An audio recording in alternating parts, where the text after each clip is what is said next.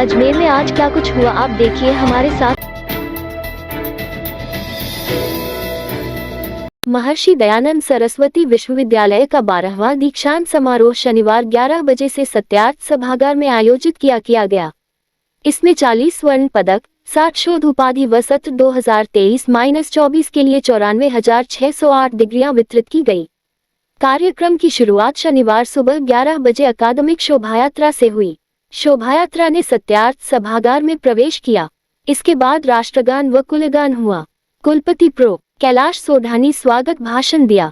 विधानसभा अध्यक्ष वासुदेव देवनानी ने दीक्षांत भाषण दिया। राज्यपाल हरिभाव बागड़े ने आशीर्वचन कहे। महिला एवं बाल विकास मंत्री प्रो मंजू बागमार का संबोधन हुआ। अंत में कुलसचिव प्रिया भार्गव ने आभार जताया। इसके बाद अकादमिक शोभायात्रा सत्यार्थ सभागार से प्रस्थान किया। सबसे बड़ी बात यह रही कि हमारे 40 गोल्ड मेडलिस्ट में से 31 गोल्ड मेडलिस्ट प्राप्त करने वाली लड़कियां थी।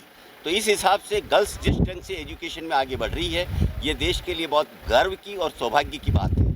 आज का कार्यक्रम हमारे विद्यार्थियों को एक जोश और जज्बा पैदा करने के लिए आयोजित किया गया था और ऐसा लगता है कार्यक्रम की समाप्ति के बाद मैं पूरी जिम्मेदारी के साथ कह सकता हूं कि इस लक्ष्य में हम सफल रहे हैं।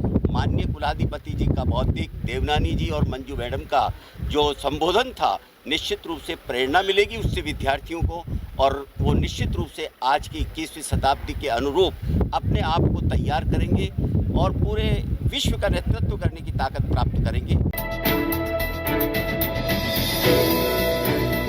चौरसियावास ईदगाह रोड क्षेत्र में बीती रात को सड़क पर टेम्पो हटाकर रास्ता देने की बात को लेकर दो पड़ोसियों के बीच में झगड़ा हो गया, जिसमें एक टेम्पो खड़ा करने वाले ने परिजनों के साथ मिलकर टैक्सी चालक से मारपीट कर उसकी हत्या कर दी। बीच बचाव में आए उसके बेटे पत्नी के साथ भी मारपीट कर दी। इस घटना से टैक्सी यूनियन और मृतक के परिजनों में रोष व्याप्त हो गया। वह आरोपियों की गिरफ्तारी नहीं होने तक उसका पोस्टमार्टम नहीं करने की बात पर अड़ गए। ऐसे में पुलिस अधिकारियों ने समझाइश कर उन्हें शांत किया और आरोपी के खिलाफ नामजद मुकदमा दर्ज कर उनकी तलाश शुरू कर दी है। पुलिस के अनुसार मृतक ईदगाह कॉलोनी निवासी साजन काठात है, जिसकी पत्नी और बच्चों की शिकायत पर आरोपी पड़ोसी दीना के बेटे आजाद व अन्य परिजन के खिलाफ मुकदमा दर्ज किया है। साथ ही मृतक का पोस्टमार्टम कराकर शव परिजनों की सुपुर्द कर दिया गया है।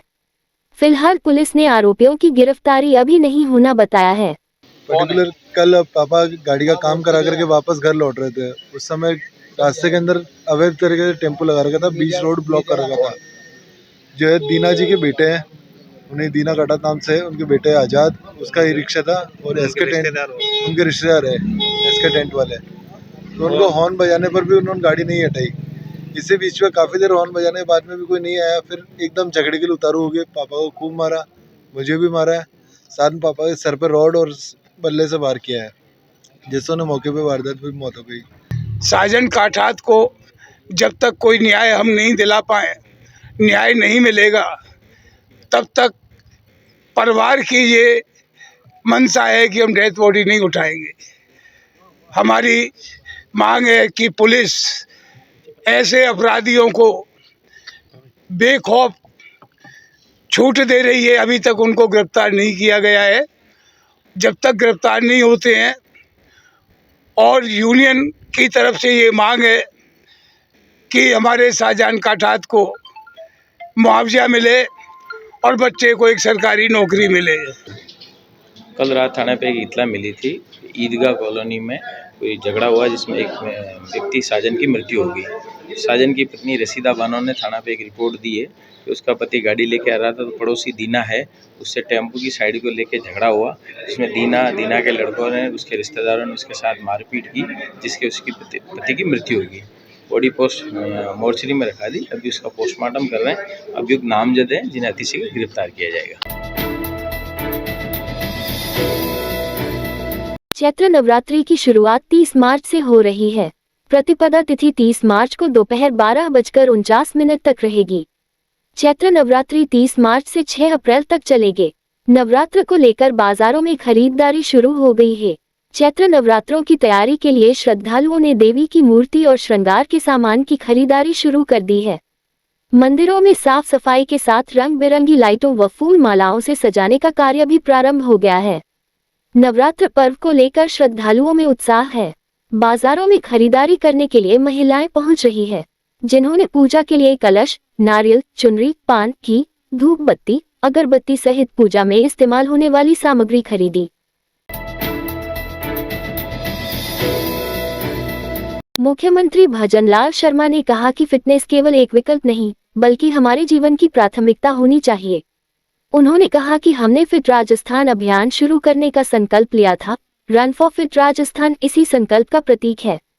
शर्मा ने कहा कि यशस्वी प्रधानमंत्री नरेंद्र मोदी का मानना है कि देश में युवा, महिला, किसान और मजदूर सशक्त होंगे तो देश प्रदेश भी सशक्त होंगे।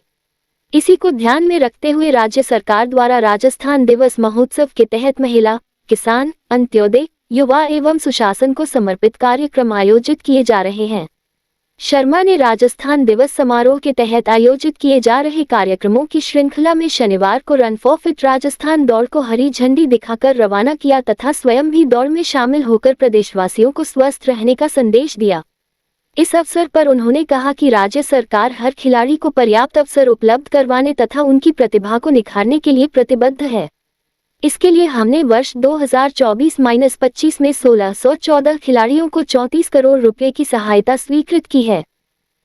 इस रात की सुबह नहीं होती जब तक हाथ में उसकी गर्माहट नहीं होती। चाय का प्याला, अखबार साथ पुराना है, मिट्टी से जोड़ता है। खबरों की खुशबू से सारा घर महकता है। हर रंग में ढला कहानियों से किस्सों तक ले जाता है बेरोक टोक। देश के हर हिस्से तक ये हकीकत का आईना है, ख्वाबों को सच करके दिखाता है।